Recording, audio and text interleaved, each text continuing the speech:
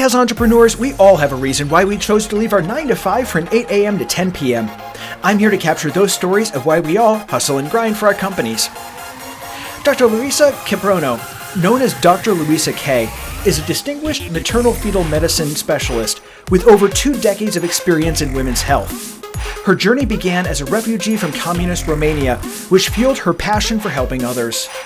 She has dedicated her career to roles as an obstetrician-gynecologist, maternal-fetal medical specialist, and telemedicine pioneer with her practice TeleMed MFM, offering high-risk pregnancy care across borders. Dr. Luissa K's commitment to healing expands beyond the physical to emotional and spiritual well-being, a theme critical to her best-selling memoir, Push, Then Breathe. She is a strong advocate for women in medicine and leadership, having launched the Empower Women Everywhere platform. Her international medical humanitarian missions and 12 years of service in the U.S. Air Force further highlight her dedication and resilience. An Ironman finisher, Dr. Luissa K exemplifies perseverance and the power of intentional presence, continually inspiring others through her professional and personal achievements. Well, Dr. Luissa, thank you so much for being on the show today. I really, really appreciate you being here. Thank you, Andrew. It's been a pleasure and an honor to be here in your show. It was one of those surprises because we kind of hit it off like within the last week and a half, right? So it was like, oh yeah, I am interested. Let's talk about it, and it just so it happened. I'm like, okay, well, we'll have it done. So I'm very, very excited about the topic of your show and how you build entrepreneurs and just, hey, pick our brains. How are we doing this? And that is cool. Thank you. Exactly. And thank you. And you have an amazing story. And what I'd like you to do before we go into what you do, I want you to go into your story because you have one of the most amazing stories, and it's a story of resilience. And I think we need to hear this. Okay. Well, I'm going to try to keep it like condensed because it can go on and on and on, right? But my story started about 37 years ago. Okay, I came here to the United States from Communist Romania and a 2 months visit. I was 18 years and 11 months when I arrived to United States. I came to visit my father, who was a political dissident here in America. And the plan was come visit, get a little glimpse of how it's like to be here in America, then go back home, back to my family, go back to my studies, medical school, become a doctor. I always wanted to become a physician since I was the 5th grader. So then, due to a unfortunate set of events that stack up against me, I was forced to stay here in the United States. I was kept captive by my father here, financially, emotionally, physically, and that captivity lasted 6 years and 8 months, 2,422 days. At the end of those days, I managed to escape, got my citizenship, American citizenship. I joined the Air Force. And then further, I went to further my education, got accepted to undergrad at UMass in Lowell, Massachusetts. I did my undergrad, then applied to medical school, got into medical school, and I finished medical school when I was in my 30s.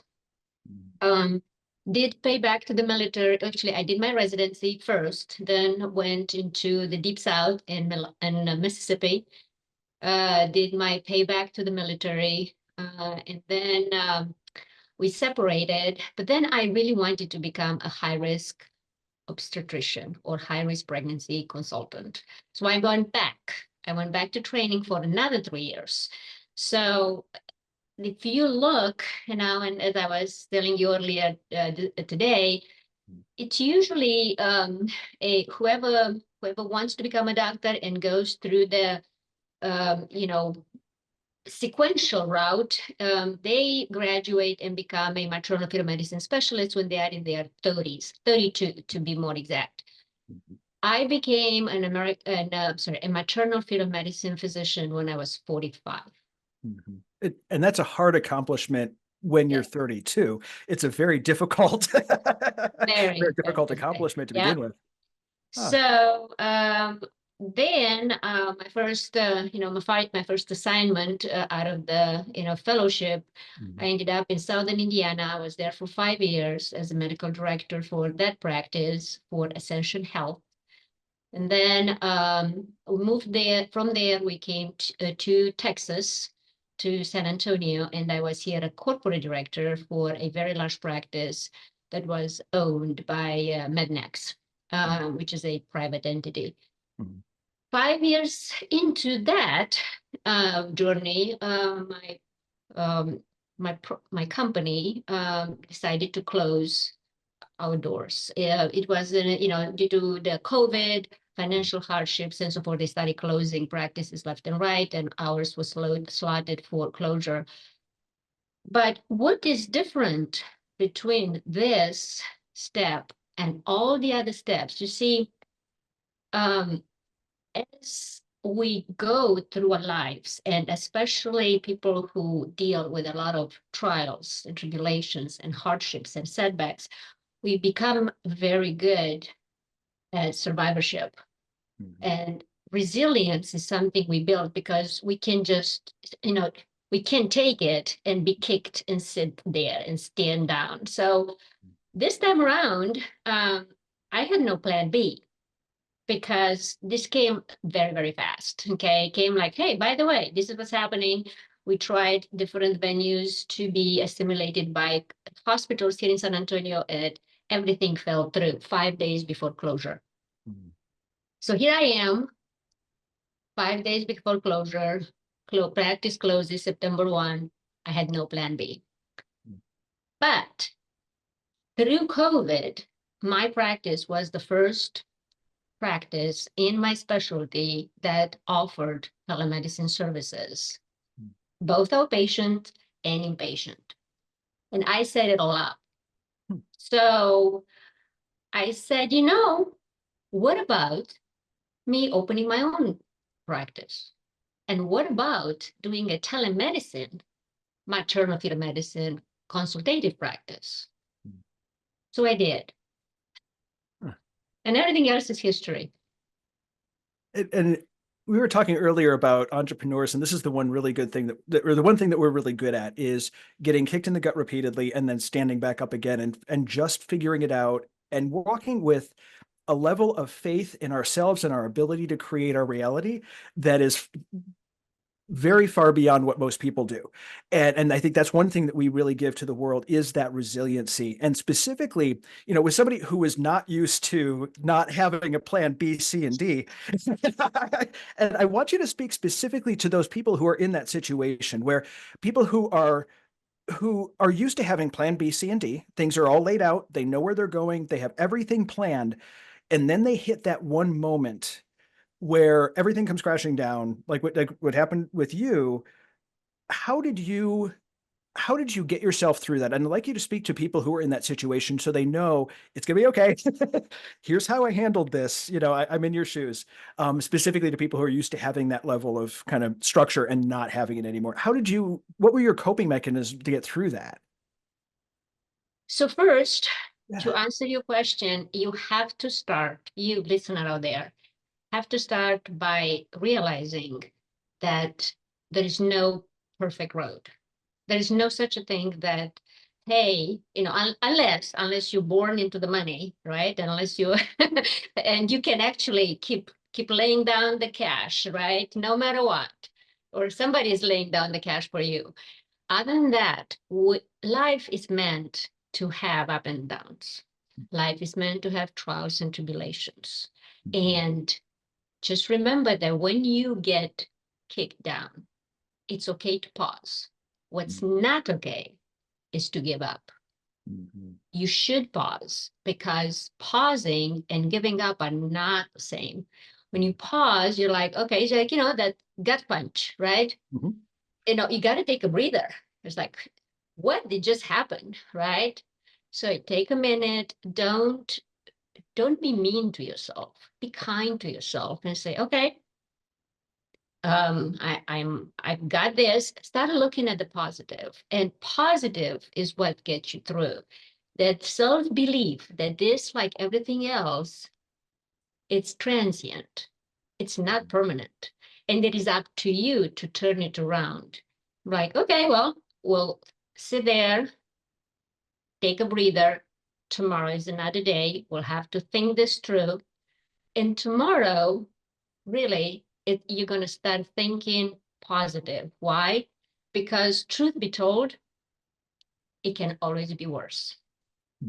Exactly. And, my husband always makes fun of that. It's like, yeah, sure, of course, it can always be worse. I said, yes. Have you, to me, when I look at those Paralympic athletes, it can always be worse, right? We are, having 2 arms and 2 legs, having to be able to walk and take that for granted when others can't do that. Now, how many more steps you are ahead compared with them? And still, they go there and go after it. So why not you? So yes, talking about plan B and C and D, we all want to have them. And I, as a survivor, I tend to plan a lot. I'm a huge planner. And I plan my, my life. So, hey, what this one doesn't work, this one will work. Always have an alternative. It's good to have something on your back pocket. Once in a while, just like it happened to me, life takes you by surprise, and you have nothing. It's like, like we say, it catches you with your pants down. Well, again, it's important to find your bearings and to grab your anchors. And whatever that is, just like, Andrew said, what are your anchors? My anchors are, for instance, running. I'm a runner. That's where I draw my energy. So think about your anchors like a cup, right? Your cup of coffee, your cup of tea, your soda can, whatever gets you going in the morning, right?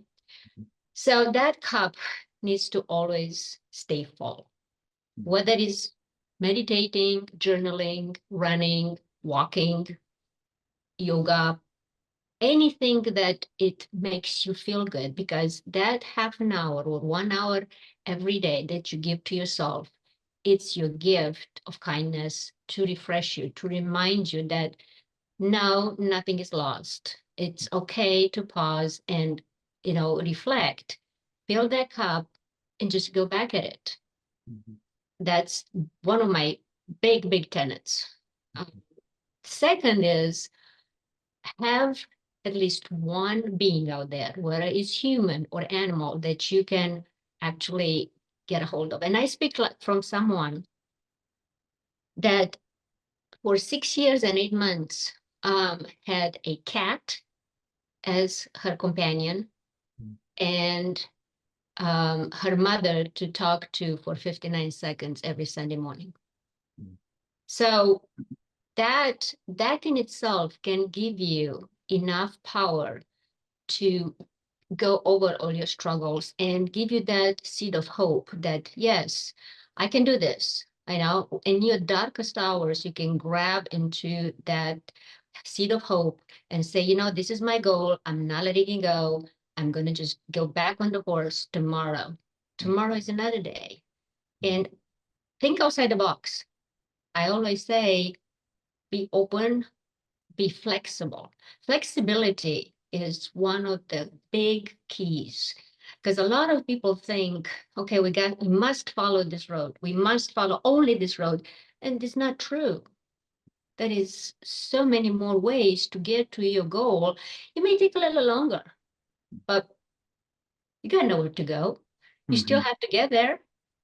Just get a little bit longer. Just stop, stop to this exit for a couple of days and use a little side road. It will get you there.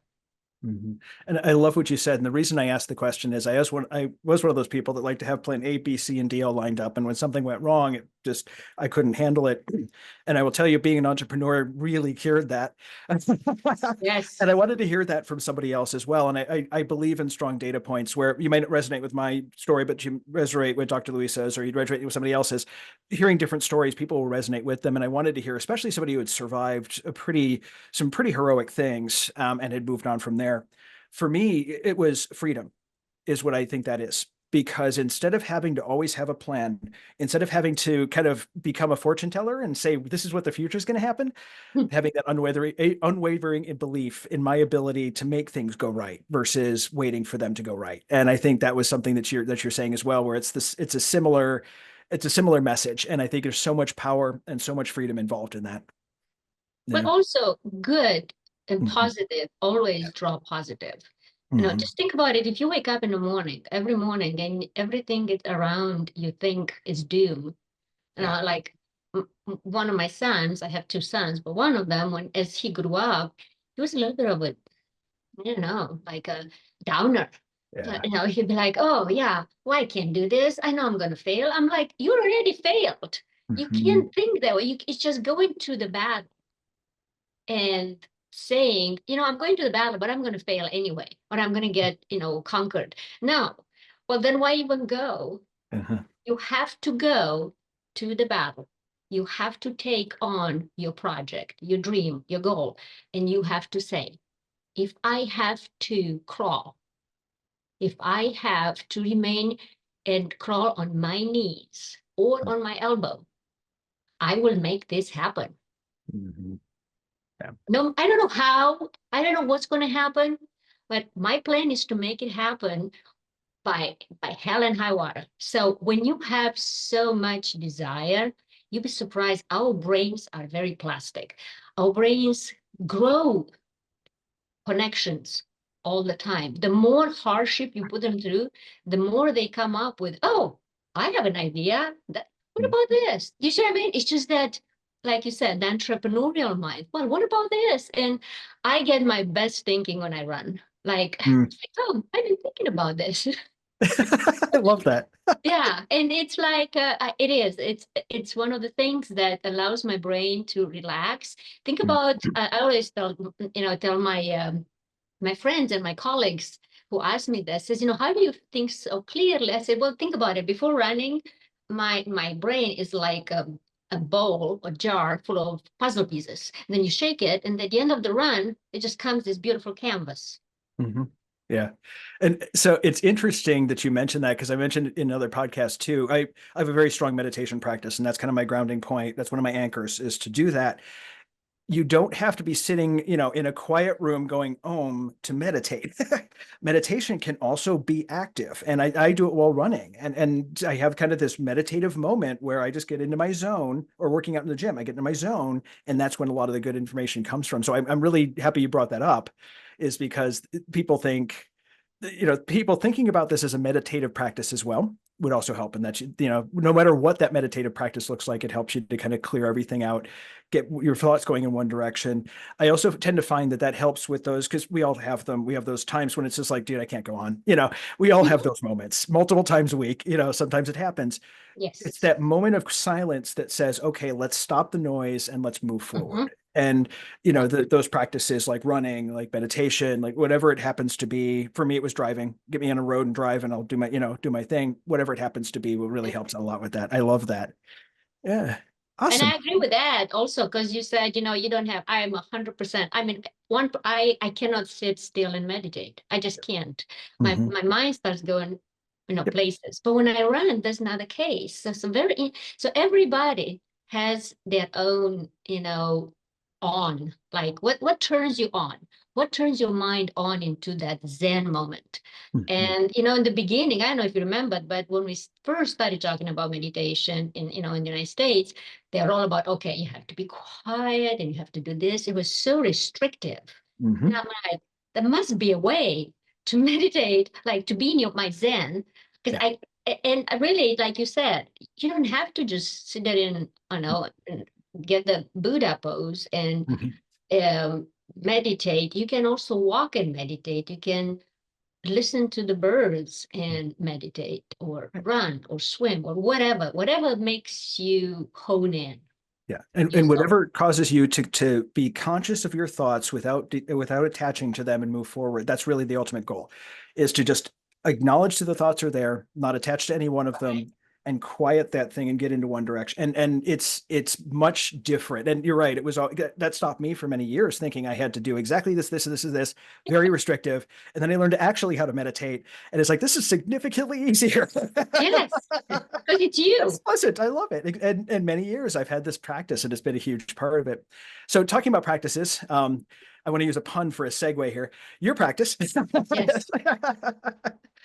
How did you get in to maternal-fetal medicine or high-risk pregnancies? What was the story behind getting into that specialty? So first, I am an OBGYN by trade, right? Mm-hmm. I did my residency in women's health. And as every big specialty, just like internal medicine, we have subspecialties. In my specialty, which is OBGYN, my primary, we have 3 others, and one of them is high-risk pregnancies or maternal-fetal medicine. I personally love obstetrics or pregnancy, so I knew that was very, very interesting to me. I mean, when I was in the operating room and I was operating GYN, I was happy. But when I was out of the OR, I didn't miss it. But when I was out of labor and delivery, I really, really missed it. Plus, I had very high-risk pregnancies myself, okay? So that in itself, I think that it just kind of fueled my desire to become a high-risk pregnancy physician. But that is this idea that now it's kind of taken a new form. So remember that I'm a physician, that I love to help people help them regain their health. I love to help women regain their health, both as an obstetrician, as a gynecologist. But then comes the mental health. So 5 years ago, I started thinking and I started noticing that, women and humans also need mental wellness. Because we can help organically heal people, but mental wellness is so important. And in my field, in high-risk pregnancies, stress, prior trauma, low self-esteem, anxiety, depression, history of abuse, they are very, very much interrelated with organic health. Okay. I mean, like in gynecology, a lot of women have chronic pelvic pain that we cannot diagnose. But if you start digging into their history, you're going to start realizing that there is a mental trauma component that is amplifying their organic symptoms. In pregnancy, stress and trauma and depression, anxiety actually have been linked with totally or negative pregnancy outcomes.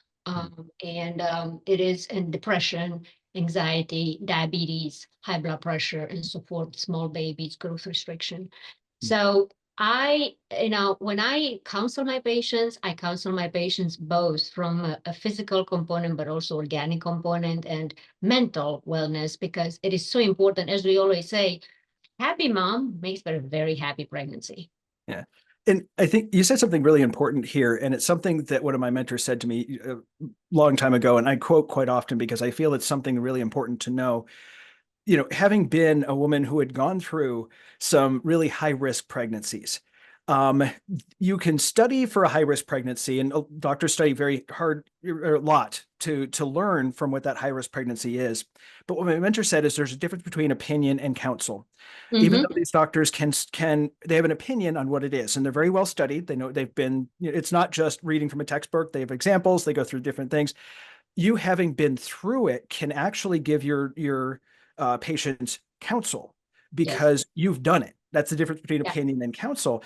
And so, I love what you're saying, where you can actually also help with the mental side of things, because a high-risk pregnancy has a lot of a mental component to it, not just from the mental component, meaning like what we were talking about, where depression and various things can affect the pregnancy, but also, what they've been through. You've been there. Yes. It gives a whole nother layer of help that you can give. And you're so right when it comes to that, because think about it this, when you have a lot of stress, really our lovely cortisol hormone, okay, which is very, very strong, very, very strong player in everything that's got with organic health kicks in, okay? Cortisol has high levels of cortisol, that we use in flight or fight. Well, you can use it. It's very, very good in small doses, okay? And I like to say anything, even the good things, can be harmful if it's too much. Okay. Now you take cortisol and you just always, you are in this high alert. It's actually, it has been linked, and then it's studies of studies. I mean, this is what increases risk for diabetes, increases the incidence of high blood pressure, obesity, cancers, and high-risk pregnancies. So yes, I speak from my journey. I speak from my experience. It is I'm just such a unique, my life journey made it a unique presentation that I can counsel my patients and say, yes, I know how it feels. And I truly do know how it feels. So you're right. I don't have to quote the study. Yeah. I quote to my journey, and I can tell you, I know how it feels. And this is what you can do to, better yourself, better your pregnancy, better your outcome, and better your life. So now, based on your background, you also have a book, Push Then Breathe, that just came out. And talk to us a little bit about what happened, what series of events transpired? That's the term I'm looking for. What series of events transpired to have you write that book? Like, how did that happen? So, so that book, you remember at the beginning of the story, I took you on a very fast track of my journey. The first 15 years in the United States. So that book discusses and entails my first 15 years in the United States, and culminates with the day I graduated from medical school with a medical degree.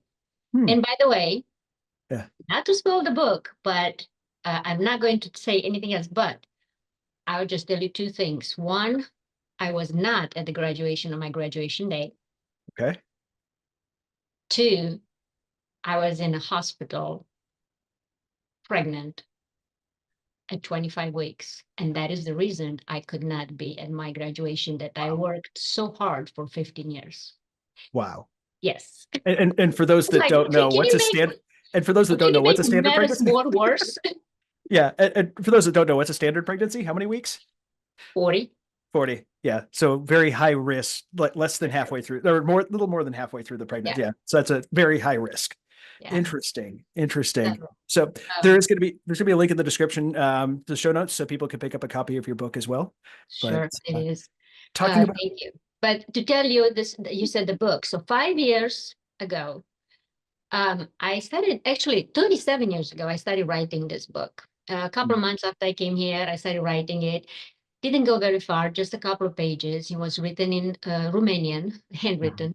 Then I stopped, filed it away, never looked at it. So about 5 years ago, I started circling back. Okay, and I was like, there is a story to be told. There is a story about Luissa Kiprono and how did she make it through all these years to be where she is today. And the reason I wanted to share that is because I wanted to give my fellow humans a glimpse of resilience, thriving over trauma, thriving out of resilience, because we all can do it. We all can embrace the possibilities that are there. Let go of the past, because that is the number one culprit. People get stuck in the past. And instead of referring at your future possibilities, you keep referring to my past experiences. It's just like taking that bad drug all the time and thinking that you're going to get over it. No, you can't, because you keep taking the bad drug. So you have to let go of your past. What's done has been done, right? Can you change it? No. No. So then say, okay, the past sucked. What am I going to do about it? I'm not going to forget about it, but I'm going to let it go so I can concentrate what I have now, my cup that I keep filled every day, my dream, my goal to what I want to become. And then go there and overcome and influence the world, your world of possibilities. Mm-hmm. And go out and be the person that the rest of the world needs to share your story. And that's something that's one of the reasons I do what I do, is I want to hear some of these stories and how people have overcome it and what people have overcome, so that way, in the hopes that someone will resonate with your story who has been in a similar situation, can say, I know where she's been. I'm a few steps behind. Here's how to move forward from there. Awesome. Yes. Well, we're getting towards the end of the podcast. It doesn't even seem like it's been towards the end. It seems like it's been about 10 minutes. But I do want to ask one question. I always ask this of all of my guests, and that is, what is one book or podcast that has had a major impact on your life? So, besides my book that I put my I put my heart and my soul into, like my vulnerability there for the world to take and read and change their own world. There is a book that always stuck with me since I was a little child, or a young girl. It's called, and you know it. You know that when I'm going to tell you the name, you know what book I'm talking about. It's Gone with the Wind. Huh. Interesting. And how did that affect you? Huh. It's Scarlett. Okay. So Scarlett goes back to Tara, after the war, finds it in shambles, and she's starving, and she's on the top of the mountain, there on the top of that hill. She's eating some wild radishes, and that were disgusting. And she makes the oath that day that no matter what life will give her, and no matter what she will have to do, she will never go hungry again. Because, remember, tomorrow is another day. Yeah. Excellent. Dr. Luissa, thank you so much for being on the podcast today. You have brought us a huge amount of wisdom, and a huge amount of wisdom from a lot of tragedy you've been through, and truly a story of kind of overcoming in a major way. And I really appreciate you for bringing that today. Thank you so much.